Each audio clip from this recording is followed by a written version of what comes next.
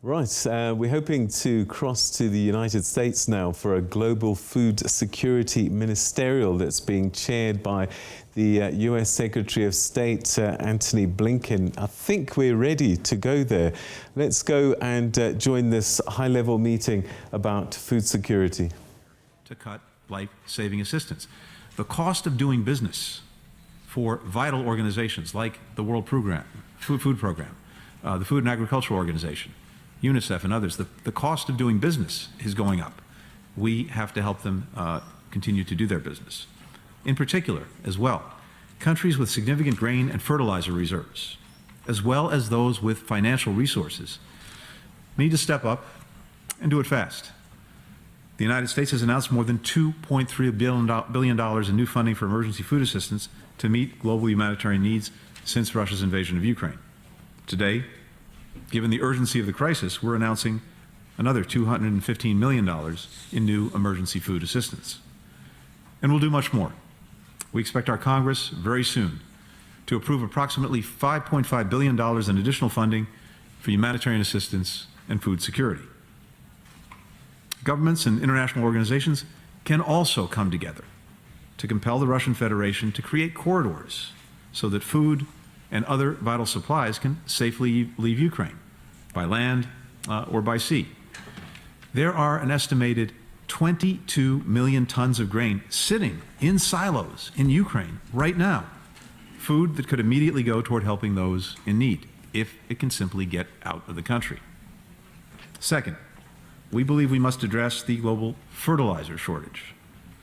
Consider Africa, where the cost of fertilizer has already quadrupled since the start of the pandemic and has skyrocketed further since the Russian invasion of Ukraine. One way to address this is by creating incentives for countries to produce more fertilizer, as the United States is doing by committing $500 million to boost U.S. production. We can also help farmers maximize fertilizer efficiency, learning from advances made by countries like Ethiopia. Some have tried to blame the sanctions imposed on the Russian Federation by the United States and many other countries for worsening this crisis. This is false. When we impose sanctions on Russia in order to end the war as quickly as possible, we deliberately and carefully created exceptions for agricultural goods and fertilizer.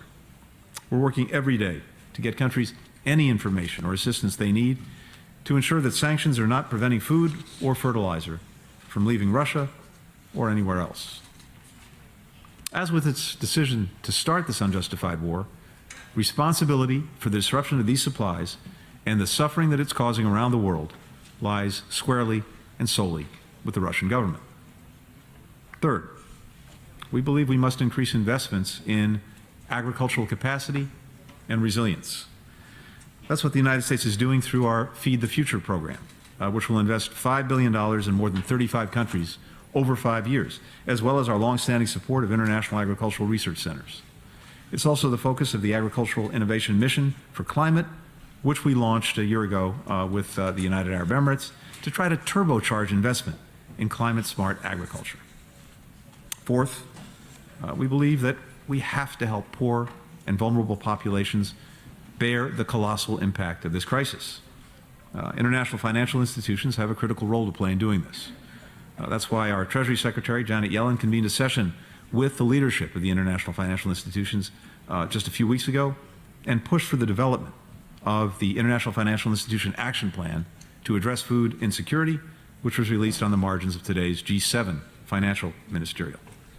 Finally, if we want to save lives, we all have to be willing to shoulder added risk. Last week, President Biden traveled to a family farm in Illinois. He talked about how farms, like the one he visited, are working to double crop, harvesting 2 crops from the same field in the same year. Now, this is something that doesn't always work. The growing seasons are short, weather doesn't always cooperate, but, as the President said, that's a risk we have to take. So our government is working to provide additional insurance for American farmers who are willing to give it a try. If we take these steps together, meeting the urgent need for food, fertilizer, and financing, investing more in the resilience of agriculture and vulnerable populations, We will meet this crisis. We'll help prevent others like it. Most important, we will save countless lives. That's what's at stake, but I'm convinced that if we come together, we can address this challenge. So thank you so much again for being here. It's now an honor and a privilege to give the floor to the Secretary General, who has been a leader in rallying the response to this crisis. Mr. Secretary General. Secretary Blinken, Excellencies, ladies and gentlemen. 2 weeks ago, I visited the Sahel region of Africa, where I met families who do not know where their next meal is coming from. Severe acute malnutrition, a wasting disease that can kill if left untreated, is rising. Farm animals are already dying of hunger.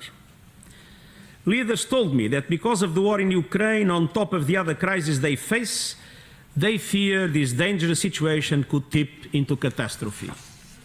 They are not alone. Global hunger levels are at a new high. In just 2 years, the number of severely food insecure people has doubled, from 135 million pre-pandemic to 276 million today. More than 500,000 people are living in famine conditions, an increase of more than 500% since 2016. As we will discuss in the Security Council tomorrow, these frightening figures are inextricably linked with conflict as was cause and effect. If we do not feed people, we feed conflict. The climate emergency is another driver of global hunger. Over the past decade, 1.7 billion people have been affected by extreme weather and climate-related disasters. The economic shock caused by COVID-19 pandemic has compounded food insecurity, reducing incomes and disrupting supply chains. An uneven recovery from the pandemic has already put many developing countries on the brink of debt default and restricted access to financial markets. And now, the Russian invasion in Ukraine is amplifying and accelerating all these factors: climate change, COVID-19, and inequality. It threatens to tip tens of millions of people over the edge into food insecurity, followed by malnutrition, mass hunger, and famine in a crisis that could last for years. Excellencies, between them, Ukraine and Russia produce almost a third of the world's wheat and barley and half of its sunflower oil. Russia and Belarus are the world's number 2 and 3 producers of potash, a key ingredient of fertilizer. In the past year, global food prices have risen by nearly 1/3, fertilizer by more than half, and oil prices by almost 2/3. Most developing countries lack the fiscal space to cushion the blow of these huge increases. Many cannot borrow because markets are closed to them. Those that are able to borrow are charged with high interest rates that put them at risk of debt distress and default.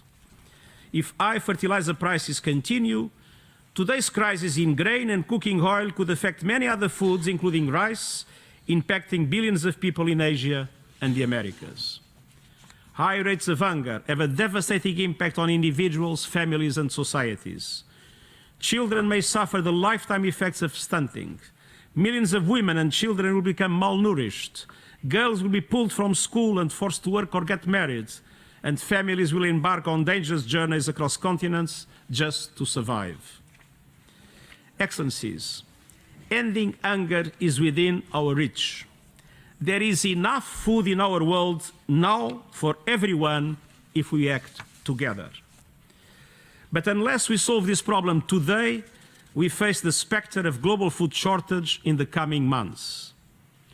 I see 5 urgent steps for governments, international financial institutions, and others to solve the short-term crisis and prevent long-term catastrophe. First, we must urgently reduce the pressure on markets by increasing supplies of food and fertilizers. There should be no restriction on exports, and surpluses must be made available to those most in need. But let's be clear, there is no effective solution to the food crisis without reintegrating Ukraine's food production, as well as the food and fertilizer produced by Russia and Belarus, into world markets despite the war. Russia must permit the safe and secure export of grain stored in Ukrainian ports. Alternative transportation routes can be explored, even if we know that by itself they will not be enough to solve the problem. And Russian food and fertilizers must have unrestricted access to world markets without indirect impediments. I have been in intense contact on this issue at the senior leadership level with the Russian Federation, Ukraine, Turkey, the United States, the European Union, and several other key countries. I am hopeful, but there is still a long way to go. The complex security, economic and financial implications require goodwill on all sides for a package deal to be reached. I will not go into details because public statements could undermine the chances of success. Second, social protection systems need to cover everyone in need with the right combinations of food, cash and support for water, sanitation, nutrition and livelihoods, which in turn means third, finance is essential. Developing countries must have access to liquidity so that they can provide social protection to everyone in need. International financial institutions need to step in with generous investments to prevent a global debt crisis. There is no answer to the food crisis without an answer to the finance crisis. Official development assistance is more necessary than ever. Diverting it to other priorities is not an option while the world is on the brink of mass hunger. Fourth, governments must bolster agricultural production and invest in resilient food systems that protect smallholder food producers. At today's prices, farmers cannot afford seeds, fuel and fertilizers. Governments must be able to support them with subsidies and connect them to markets. Fifth, humanitarian operations must be fully funded to prevent famine and reduce hunger. Humanitarian organizations have a proven track record of preventing famine, most recently in South Sudan and Yemen. But they need resources, and those resources must be used for maximum good by exempting humanitarian food purchases from taxes, sanctions, and other restrictions. Excellencies, we are closely monitoring the global food security outlook and using our convening power to push for immediate steps. The Global Crisis Response Group on Food, Energy and Finance is tackling the impact of the crisis on vulnerable people, identifying and pushing for solutions. The food crisis has no respect for borders, and no country can overcome it alone. Our only chance of lifting millions of people out of hunger is to act together, urgently, and with solidarity. Thank you. Mr. Secretary General, thank you very much for your important words and also for the very concrete suggestions and ideas that you put on the table. It's a pleasure now for me to give the floor to my friend, the representative from Senegal and current African Union President. Merci beaucoup. Thank you very much. All right, so we're going to come out of that at this point in time, but what's going to be happening, not just today, because this meeting is going to happen for the next 2 days, that's being chaired by the Secretary of State in the United States being the current chair of the UN Security Council, talking about the very critical issues around food security. This is a global food security ministerial that's being held in New York. And the Secretary General there, Antonio Guterres, speaking about the need for countries to work together now more than ever, because issues like conflict and climate change, and he mentioned specifically the Ukraine-Russia crisis contributing to what he says can be decades, years of food insecurity if this issue is not resolved. And also at the same time that the grain fertilizers coming out of Russia and coming out of Ukraine need to be allowed to move, otherwise we'll not be able to solve the food insecurity scenario that's playing out at this stage. He talked about social protection systems that are very, very important in countries of need, and perhaps financing institutions need to step up and assist those countries to be able to assist their citizens.